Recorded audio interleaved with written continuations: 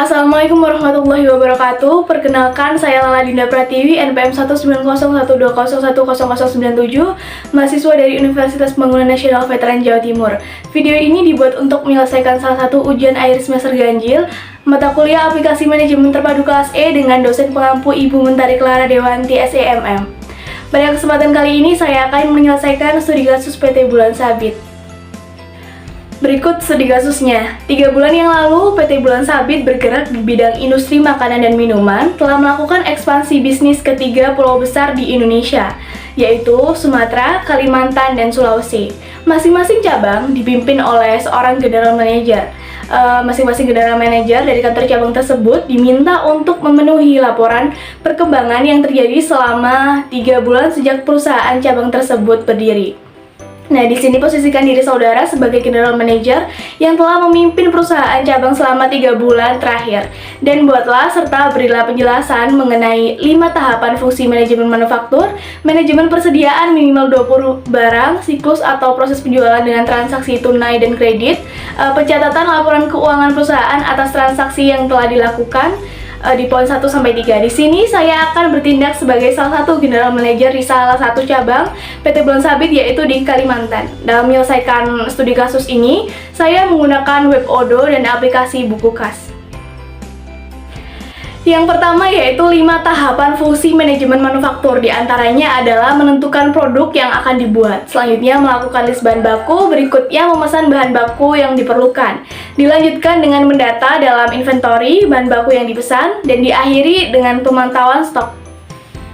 Tahap awal yaitu menentukan produk yang akan dibuat, yaitu mie instan. Mie instan ini adalah mie yang sudah dimasak terlebih dahulu dan dicampur dengan minyak dan bisa dipersiapkan untuk dikonsumsi hanya dengan menambahkan air panas dan bumbu-bumbu yang sudah ada di dalam paketnya. Di sini perusahaan berencana menjual mie instan Korea.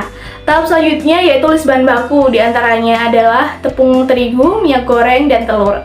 Di sini saya menggunakan web Odoo untuk proses list bahan baku. Langkah pertama yaitu akses web Odoo, pilih opsi yang akan digunakan yaitu manufaktur, pembelian, inventory, akuntansi, dan penjualan.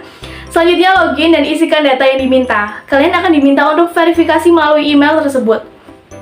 Setelah proses login telah selesai, maka akan muncul tampilan brandnya seperti ini. Pilih menu persediaan, setelah itu klik opsi produk dan klik buat. Isikan data produk yang akan dijual beserta harganya. Di sini saya menjual mie instan dengan harga 20.000.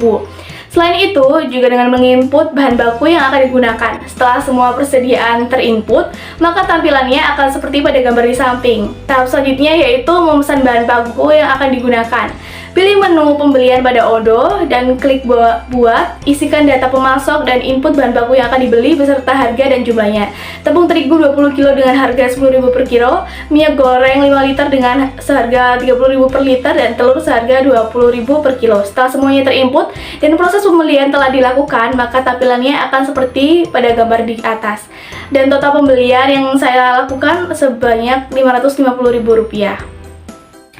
Tahap selanjutnya yaitu mendata dalam persediaan bahan baku yang dipesan. Caranya adalah dengan pilih menu persediaan dan klik opsi produk. Setelah itu lihat kolom jumlah tersedia. Karena pembelian sudah dilakukan, maka jumlah persediaan akan otomatis bertambah. Setelah itu lanjut pada proses manufaktur dengan memilih menu pabrik pada Odoo. Setelah itu klik buat dan isikan data produk beserta jumlah yang akan diproduksi. Dilanjutkan dengan menginput bahan baku yang akan digunakan beserta jumlah yang dibutuhkan. Di sini untuk memproduksi 50 mie instan membutuhkan 10 kg tepung terigu, 2 liter minyak, dan 5 kg telur. Terlihat seperti pada gambar. Yang terakhir yaitu pemantauan stok. Pilih menu persediaan dan pilih opsi produk. Maka akan tertampil jumlah stok produk bertambah sebanyak 50 unit dan bahan baku berkurang. Untuk soal kedua yaitu manajemen persediaan produk jadi. Di sini pilih menu persediaan pada Odoo dan pilih opsi produk. Setelah itu pilih produknya yaitu mie instan, maka akan tertampil jumlah mie instan setelah proses produksi sebanyak 50 unit seperti pada gambar. Selanjutnya untuk penyelesaian soal ketiga yaitu tahap penjualan. Di sini saya menggunakan aplikasi buku kas. Langkah pertama yaitu daftar akun perusahaan dan isikan data yang diminta. Setelah itu akan dilakukan verifikasi melalui nomor telepon. Setelah itu, tambah stok barang yaitu mie instan, input harga, dan stok yang tersedia. Setelah itu, lakukan transaksi dengan klik menu transaksi pada aplikasi buku kas. Isikan data yang diminta seperti nominal penjualan, tanggal transaksi, jumlah barang yang dibeli, metode pembayaran, dan nama pembeli.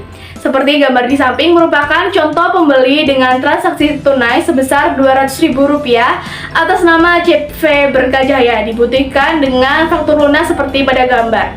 Selanjutnya yaitu contoh transaksi kredit sebesar Rp100.000 atas nama CV Makmur dibuktikan dengan faktur belum lunas seperti pada gambar di samping. Berikut ini adalah hasil rekap transaksi penjualan selama 3 bulan terakhir.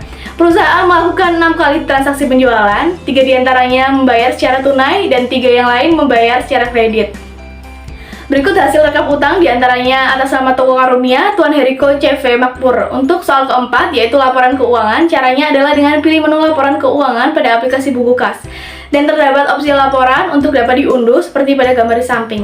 Laporan laba rugi ini termasuk transaksi pengeluaran atas pembelian bahan baku dan transaksi pemasukan atas penjualan selama 3 bulan terakhir. Perusahaan memperoleh laba sebesar Rp150.000. Selanjutnya yaitu laporan utang piutang. Di sini tertera siapa saja masih terikat hutang pada perusahaan kami. Sekian penjelasan dari saya, kurang lebihnya mohon maaf. Wassalamualaikum warahmatullahi wabarakatuh.